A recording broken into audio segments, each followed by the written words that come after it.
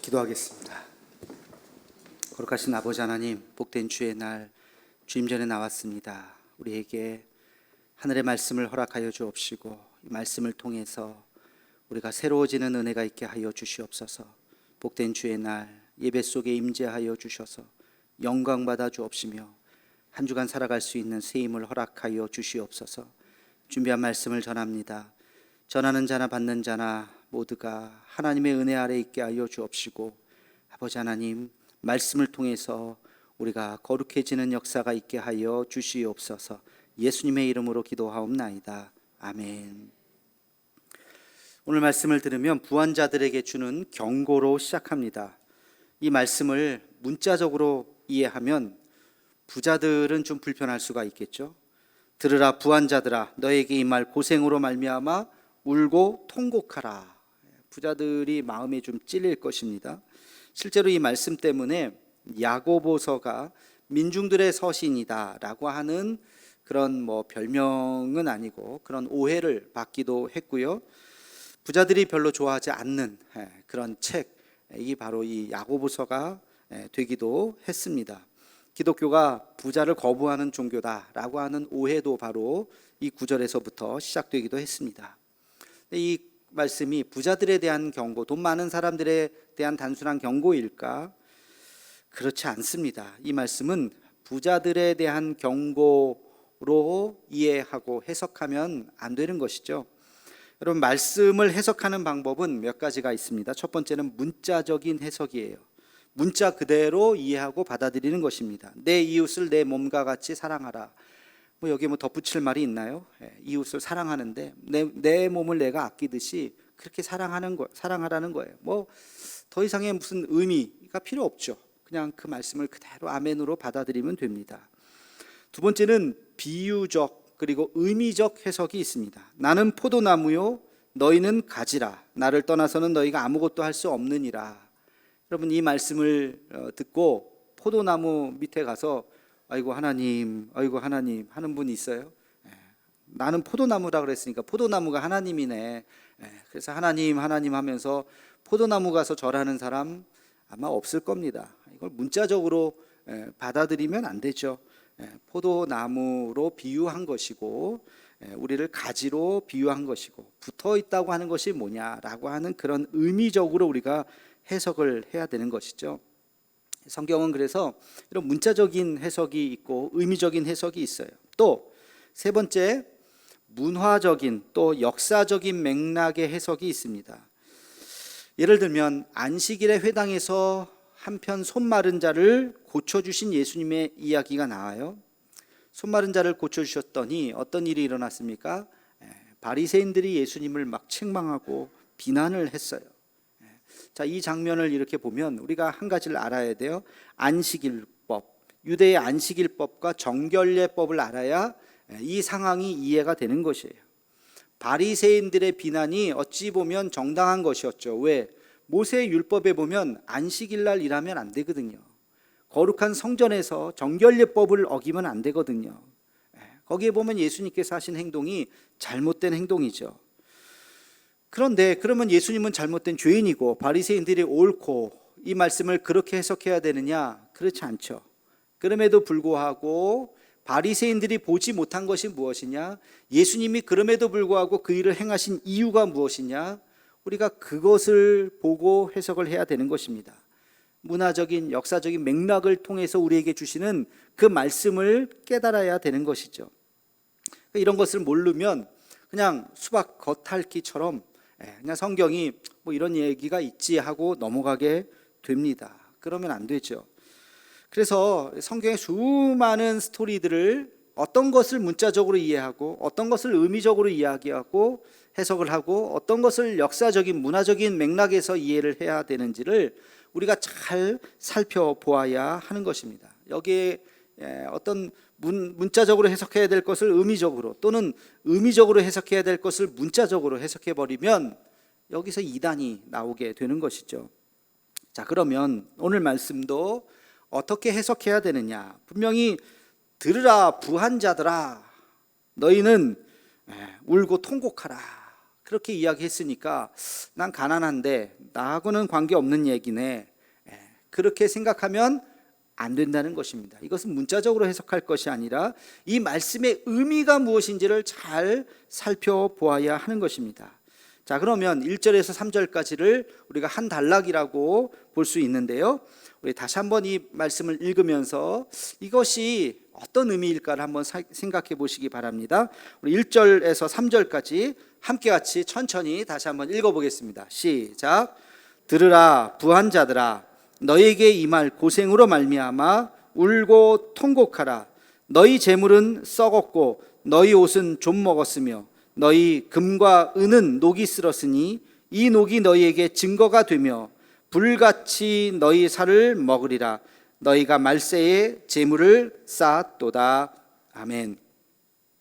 여러분, 이 말씀을 여는 말씀을 우리가 보물창고라고 생각을 하면 이 말씀의 보물창고에 들어가기 위해서 문을 열어야 되는데, 이 말씀의 문을 여는 키워드, 정말 자물쇠를 여는 그 열쇠와 같은 키워드가 뭘까요? 1절, 2절, 3절에 걸쳐서 보면, 성경 공부 시간이라면 제가 여러분들에게 한 3분의 시간을 드릴 테니까 잘 말씀을 묵상해 보세요 할 텐데, 시간이 없어서 제가 말씀을 한번 드려보겠습니다. 여러분, 이 말씀을 여는 키워드가 뭘까? 그것은 바로 말세의 재물을 쌓았도다, 이 말씀이에요. 말세의 재물을 쌓았도다. 1, 2, 3절을 한 문장으로 딱 요약하면 그겁니다. 말세의 재물을 쌓은 부한자들아, 너희는 울고 통곡하라, 이 말씀이에요. 말세의 재물을 쌓은 부한자들은 울고 통곡하라는 것입니다. 그러면 우리는 이런 질문을 할 수 있어요. 말세의 재물을 쌓은 것이 뭐가 잘못된 것일까? 말세의 재물을 쌓은 것이 뭐가 잘못될 것인가? 이게 바로 말세 신앙에 대한 두 가지의 경고, 오늘 말씀의 제목인 것입니다. 자, 그러면 말세의 재물을 쌓은 것이 왜 이들에 대해서 이렇게 책망을 하시는가? 첫 번째는 때를 분별하지 못하는 무지 때문에 책망하는 것입니다. 때를 분별하지 못하는 무지. 여러분, 말세에 생각해야 되는 게 뭘까요? 말세에 생각해야 되는 거, 만약에 여러분의 삶이 마지막이라고 한다면 우리가 좀 상상력을 돕기 위해서 내일 죽는다고 생각해 봅시다. 내일 아침 6시에 죽는다. 상상해 보세요. 그러면 오늘 이제 하루도 안 남았죠? 24시간도 안 남았는데 뭘 하시겠어요? 오늘 하루 동안 열심히 주식 보면서, 야, 어디 주가가 좋다던데 이거 빨리 사고 이쪽 팔아가지고 해야지. 그거 하실 분 손 들어보세요. 오늘 열심히 주식 찾아보실 분. 또 어디 땅값이 좀 오른다던데, 어디 아파트가 오른다던데, 포항도 돈이 많이 오른다던데, 빨리 부동산 가서 알아보고 거기다가 좀 투자를 해야지. 하실 분 한번 손 들어보세요. 그런 사람 없을 거예요. 내일 우리가 죽는다고 생각한다면 오늘 하루 뭘 할까? 여러분, 이게 말세 신앙이라고 하는 거예요. 말세, 마지막 때를 살아가는 우리의 신앙의 모습. 정말 중요한 것이 뭘까? 내가 하나님 앞에 갈 때 부끄럽지 않은 모습으로 가야 되겠다, 그 생각만 하지 않겠습니까? 천국을 생각하고 하나님 나라를 생각하고 내가 하나님 앞에서 어떤 삶을 살아갔는지 내 자신을 돌이켜보면서 하루를 살지 않겠어요? 예수님의 수많은 비유 중에 정말 이해가 되지 않는 비유가 하나 있어요. 여러분들 이 말씀을 어떻게 이해하셨는지 모르겠는데, 많은 사람들이 이 말씀을 듣고 갸우뚱하는 비유가 하나 있어요. 뭐냐면 누가복음 16장에 나오는 불의한 청지기의 비유입니다. 스토리는 이렇습니다. 한 주인에게 청지기들이 있었는데 그 중에 한 청지기가, 종이 재산을 많이 낭비한다라고 하는 이야기를 들었어요. 한두 번은 참았는데 도저히 참을 수가 없는 아주 그냥 불의한 청지기라고 하는 소리를 들었어요. 안 되겠다, 내가 더 이상 못 봐주겠다, 이제는 잘라야 되겠다 마음을 먹었어요. 눈치가 빠른 그 청지기가 다음 주 인사 발표 때 나를 자르겠구나, 눈치를 챘어요. 이제 내게 남은 시간이 3일밖에 없구나. 어떻게 해야 될까? 어떻게 해야 될까? 내가 모아놓은 재산도 없고 여기서 나가면 지금 당장 처자식은 어떻게 하고. 그래서 생각을 했습니다. 주인이 많은 사람들에게 돈을 꿔줬는데 내가 이걸 좀 정리를 좀 해야 되겠다. 아무개한테 막 연락을 해서 다 오라 그랬어요.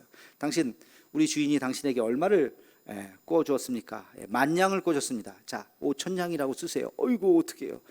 주인이 다 내가 이렇게 얘기했으니까 주인이 다 들어준 거예요. 딱 빨리 5천 양을 쓰고 갖고 오세요. 다 주고. 당신 얼마입니까? 5천 양인데요. 2천 양이라고 쓰세요.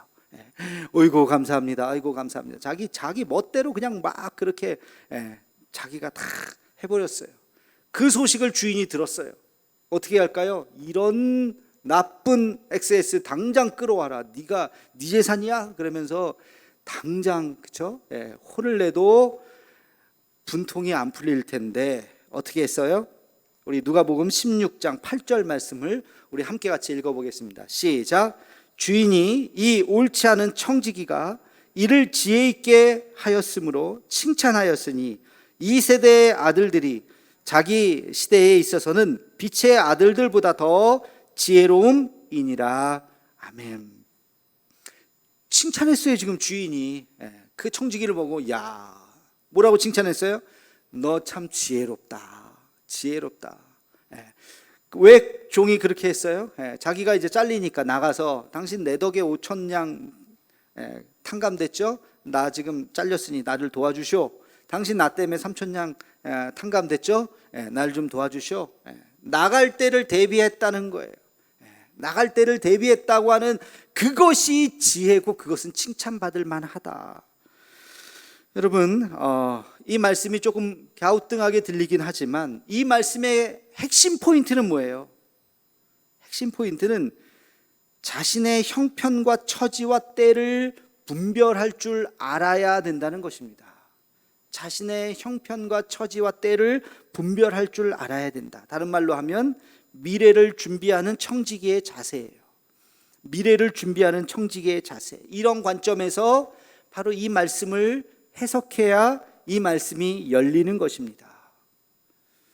여러분 미래를 준비하고 계십니까? 어떤 미래를 준비하고 계십니까? 5년 후의 미래, 10년 후의 미래를 준비하고 계십니까? 물론 그것도 중요하죠. 그러나 정작 우리가 준비해야 될 미래는 뭘까요? 우리의 삶의 마지막이에요. 우리의 삶의 마지막. 내 삶이 끝난다면 내가 어떤 준비를 했어야 했는가? 여러분 로마 시대에 이런 이야기가 있다고 하죠. 전쟁에서 승리한 개선 장군이 수많은 사람들의 환호를 받으며 그 도시로 들어옵니다. 와, 저 장군이 큰 전쟁에서 승리했다.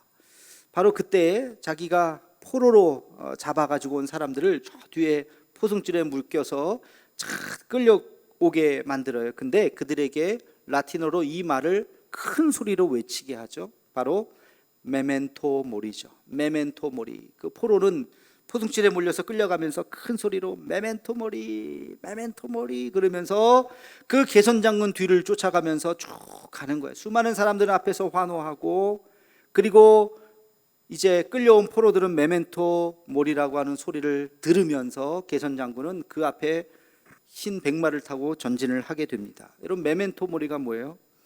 내 죽음을 기억하라. 다시 말하면 너도 죽을 거야. 다음 전쟁에서 니도 죽을 거야. 너 지금 살아있지? 다음 전쟁에서 너 죽을 거야. 거의 저주에 가까운 이야기를 하게 한다는 거예요. 내가 지금은 이겨서 개선 장군으로 이렇게 멋진 모습으로 지금 앞으로 전진하지만 다음 전쟁에서 내가 어떻게 될지 모른다. 내 죽음을 기억해야 된다 라고 하는 소리를 하게 한다는 것입니다. 미래를 준비하는 그 마음. 여러분 불의한 청지기의 교훈을 기억해야 됩니다. 미래를 대비하는 것, 우리의 삶의 마지막을 준비하는 것. 우리의 마지막은 어떻게 됩니까? 하나님의 심판대 위에 서게 되는 것입니다. 우리 고린도후서 5장 10절의 말씀을 우리 함께 같이 읽어보겠습니다. 시작. 이는 우리가 다 반드시 그리스도의 심판대 앞에 나타나게 되어 각각 선악간에 그 몸으로 행한 것을 따라 받으려 함이라. 아멘.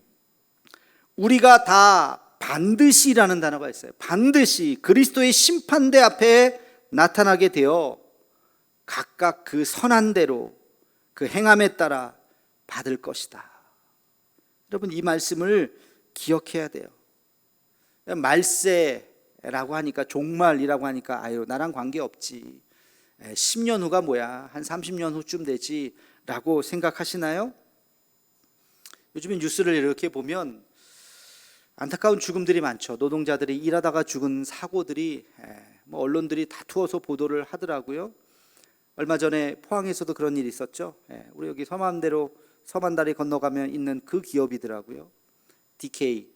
거기에서 엘리베이터 공사하다가 두 분이, 40대 한 분과 50대 한 분이, 공사가 다 끝난 줄 알고 눌렀다가 잘못해서 두 분이 돌아가셨어요.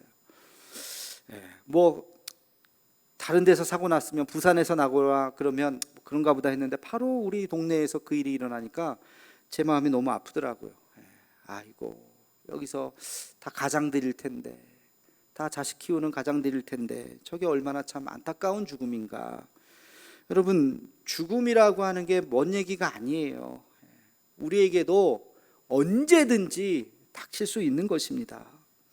자, 그날이 오면 어떻게 된다고요? 그리스도의 심판대 위에 서게 되는 거예요. 그리스도의 심판대 위에, 선악간에 우리는 평가받을 것입니다.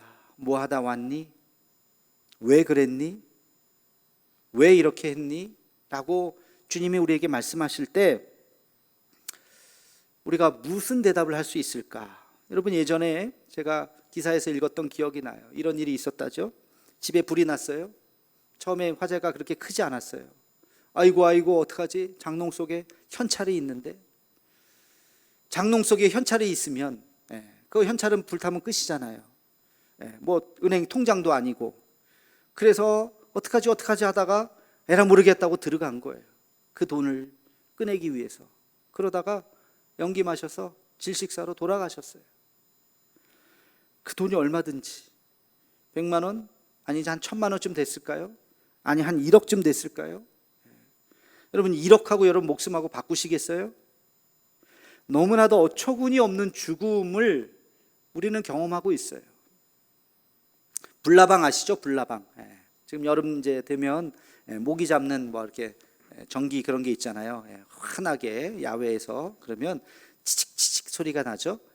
그런 나방이라든지 모기라든지 거기에 그냥 막 달라붙는 거예요. 불나방이라고 하는 거. 불빛을 보면 그냥 자기도 모르게 그냥 막 빨려 들어가는 거죠. 죽는 줄도 모르고. 그 불나방과 같은 것이 우리들의 인생이 아닐까. 뭐하러 살아요? 돈 벌어야죠. 열심히. 그러면서 열심히 돈 벌다가 그러다가 그냥 죽는 거예요. 오늘 말씀은 말세에 재물을 쌓는 어리석은 부자들아, 말세에 무엇을 해야 되는지에 대한 지혜를 얻어야 되는 것입니다. 재물이 전부가 아니라는 것을 알고 우리가 무엇을 해야 되는지를, 하늘의 지혜를 얻어야 하는 것이죠. 이것이 오늘 우리에게 주시는 교훈인 것입니다. 단순히 부자들 그 말씀을 읽고 불편하고 가난한 사람은 나랑 관계없네 하는 말씀이 아니라 자신의 때를 분별하지 못하는 자들에게 주시는 하나님의 음성인 것입니다.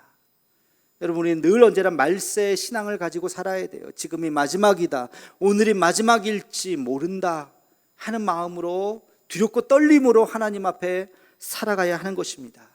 그럴 때 내가 무엇이 중요한 것인가를 다시 생각하고, 그리스도의 심판대 앞에 서게 될 때 내가 어떤 변명을 할 수 있을까 하는 것을 기억하며 살아가는 우리가 되기를 주님의 이름으로 축원합니다. 자, 두 번째, 말세 신앙에 대한 두 번째 경고는 재물에 대한 집착입니다. 재물에 대한 집착. 우리 2절과 3절 말씀을 함께 같이 읽겠습니다. 시작. 너희 재물은 썩었고 너희 옷은 좀 먹었으며 너희 금과 은은 녹이 쓸었으니 이 녹이 너희에게 증거가 되며 불같이 너희 살을 먹으리라. 너희가 말세에 재물을 쌓았도다. 아멘. 여러분, 재물이 왜 썩었을까요? 옷이 왜 좀이 먹었을까요? 왜 곰팡이가 폈을까? 금과 은이 왜 녹이 쓸었을까요? 여러분, 한번 잘 생각을 해보십시오. 여러분, 뭐 옷 같은 거, 음식 같은 거 왜 썩어요? 안 먹으니까 썩죠. 옷이 왜 곰팡이가 쓸어요? 가만히 놔두면 곰팡이 쓸잖아요. 매일 잊고 빨고 그러면 곰팡이가 안 쓸죠. 가만히 음식도 그 유통기간이 지나고 시간이 지나면 가만히 놔두면 썩는 거예요. 금과 은이 썩었대요. 이 얘기는 뭐예요? 나누고 베풀지 않았다는 것입니다.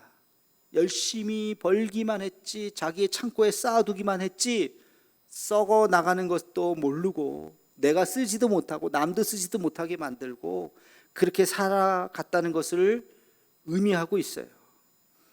여러분, 이렇게 살면 책만 받는 삶입니다. 재물이라고 하는 것은 나누고 베풀기 위해서 모으는 것이죠. 자신의 욕망을 채우기 위해서 계속해서 모으는 것이 아닌 것입니다. 하나님께서 우리에게 주신 것, 우리는 유통하는 삶이에요. 그것을 다른 사람에게, 부족한 사람에게, 내게 받은 것, 그것을 다른 사람들에게 흘러보내면서 살아가는 것이 우리들의 인생의 모습이 되어야 합니다. 세계적인 부자의 대명사 중에 한 사람, 록펠러를 아실 것입니다. 석유왕 록펠러. 그의 재산을 오늘날의 돈으로 환산해 보면 빌 게이츠가 지금 갖고 있는 재산의 3배에 달한다고 그래요. 그러니까 상상할 수 없는 부자죠. 그가 50살까지 정말 스크루지 영감처럼 수전노처럼 돈만 벌었어요. 그 정도 노력하지 않고 또 어떻게 돈을 벌었겠습니까? 쉬는 시간 없이, 노는 시간 없이 돈 하면서 돈을 그렇게 벌었습니다. 50세가 됐어요. 그에게 남아있는 것은 수많은 돈과 함께 병을 얻었어요. 근데 그 병이 수술하면 낫는 병이 아니에요. 병원에 갔더니 그 당시에 현대의학으로 고칠 수 없는 병입니다. 길어야 1년밖에 못 살 것 같습니다. 모든 의사들이 그렇게 이야기합니다. 얼마나 황당하겠어요. 전 세계에서 가장 돈을 많이 모은 사람이 1년밖에 살지 못한다. 그 마음에 큰 병을 얻고 고칠 수 있는 방법이 없습니다. 그 마음의 병을 얻고 그가 너무나도 낙심하고 있었을 때 병원에 저기 창구에 보니까 한 모녀가 병원비가 없어서 씨름하는 모습을 보게 되었어요. 빨리 수술을 받아야 되는데 병원에서는 돈을 갖고 오세요. 돈이 없습니다. 살려만 주면 내가 어떻게든지 하겠습니다. 그 모습을 옆에서 보던 이 록펠러가 자기의 비서를 시켜서 몰래 병원비 전액을 다 치르도록 그렇게 했습니다. 그래서 수술을 마쳤어요. 그 아이가 병원에서 많이 회복된 모습을 옆에서 이렇게 보면서 록펠러가 그의 자서전에 이런 글을 썼다고 합니다. 나는 지금까지 살면서 이렇게 행복한 삶이 있는지 몰랐다. 지금까지 살면서 돈만을 위해서 그렇게 살았는데 지금까지 살면서 그 아이의 정말 회복되어 있는 그 아이의 얼굴을 보면서 이렇게 행복한 모습이 있는지를 나는 지금까지 못 보고 살았다는 거예요. 그래서 내가 남은 인생 얼마가 남았는지 모르지만 나누고 베풀고 살리라. 그의 좌우명이 주는 자가 받는 자보다 더 복되도다.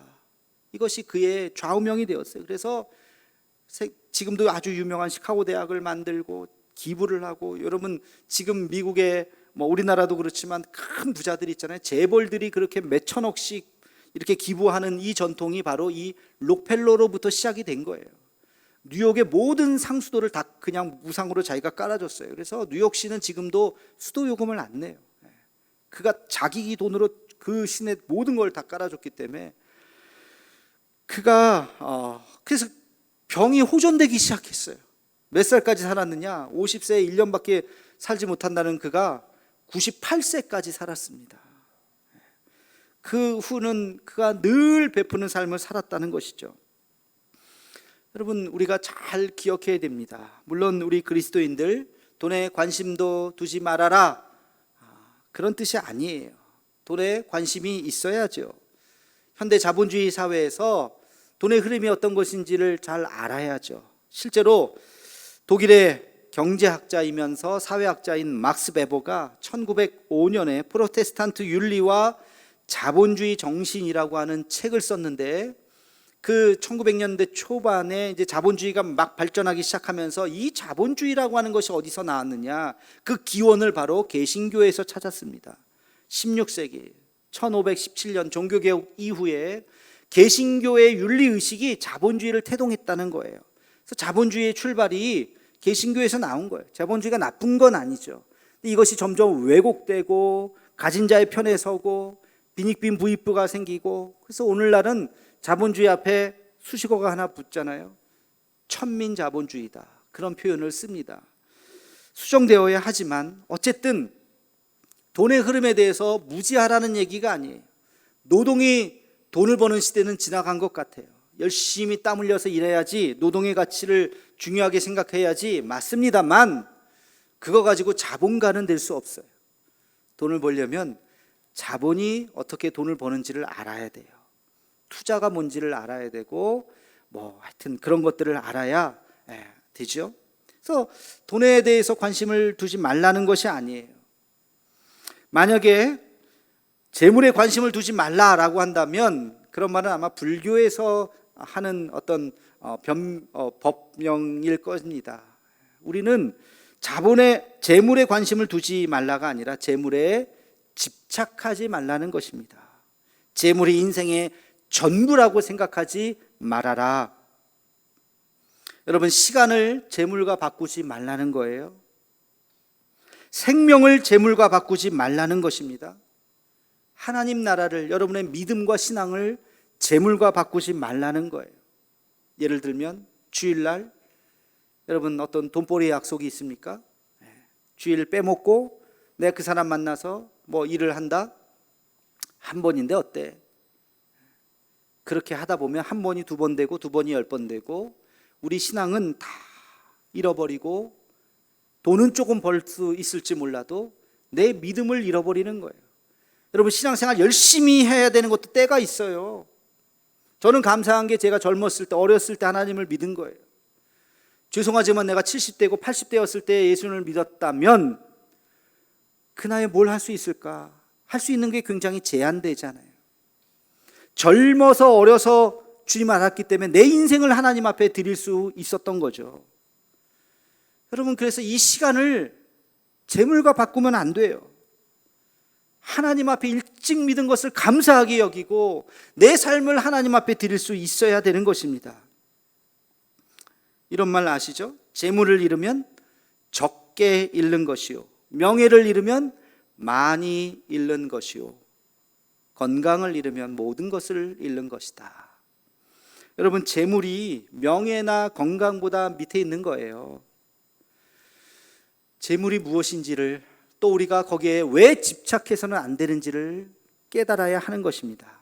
오늘 말씀 부한자들에 대한 경고의 메시지는 단지 돈 많은 사람들에 대한 이야기가 아니에요. 돈 많은 사람들에 대한 이야기가 아니라 두 부류의 사람들에게 주시는 경고의 메시지입니다. 첫째는 때를 분별하지 못하는 무지한 자들에게 주시는 말씀이에요.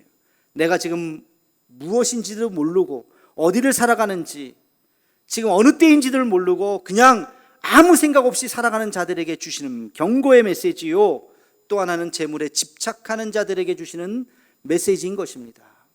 가난해도 재물에 집착할 수 있어요. 부자도 재물에 집착하지 않을 수 있어요. 단지 돈이 많고 적음의 문제가 아니라 우리가 어디에 집착하면서 살아가고 있느냐, 그들에게 주시는 말씀인 것입니다. 요약하면 무지와 집착을 버리라는 것입니다. 이것이 말세를 살아가는 우리가 기억해야 되는 두 가지의 경고입니다. 때를 분별해야 합니다. 물질에 집착해서는 안 됩니다. 하나님 앞에 서는 날 부끄럽지 않은 모습으로 설 수 있는 우리 모두가 되기를 주님의 이름으로 축원합니다. 기도하겠습니다. 사랑의 하나님, 오늘 주신 말씀을 통해서 오직 우리가 주님만을 위해서 살아가게 하옵시고, 때를 분별하고 우리에게 주신 것을 나누며 베풀며 살아갈 수 있는 주의 은총을 허락하여 주시옵소서. 하나님 아버지, 분별력을 허락하여 주옵시고 말씀을 통해서 나에게 주시는 주의 음성 듣고 결단하는 이 시간이 되게 하여 주시옵소서. 예수님의 이름으로 기도하옵나이다. 아멘.